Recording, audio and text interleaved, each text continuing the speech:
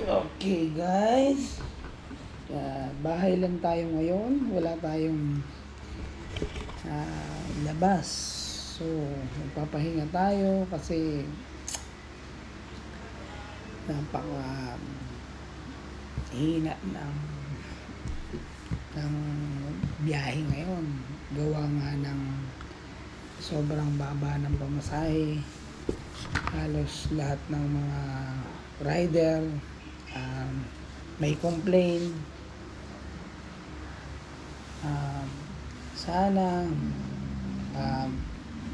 dahil tumataas yung gasolina, taasan din naman yung fare, yung rate ng pamasahe. Gaya namin ng mga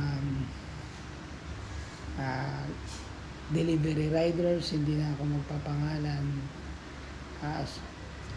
Sana naman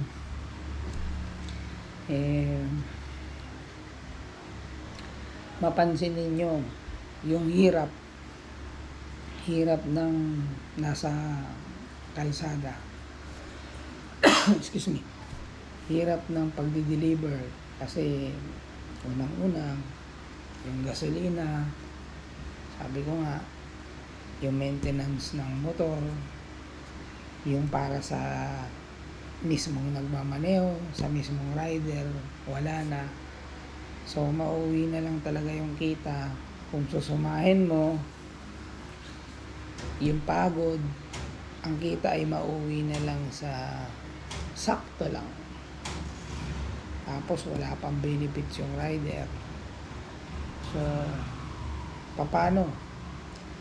Kung merong mangyari na wag naman sana sa daan, sa kalsada, paano natin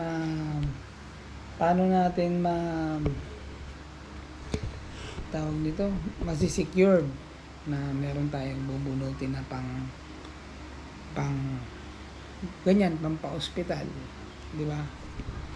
Kaya sana naman balik naman tayo sa dati, kung maaari at kung pwede,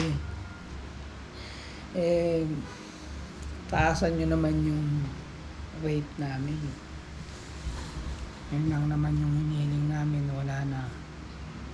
Sana may merong makapansin na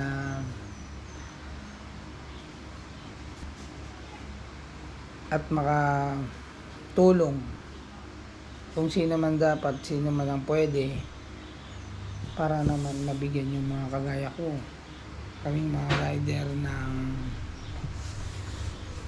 sapat na kita. So yan lang naman yung gusto kong ipaalam sa inyo guys, na importansya bilang isang rider. So sana matulungan po kami ninyo. Yun lang po, hanggang dito na po. Maraming salamat mga kabiyahero.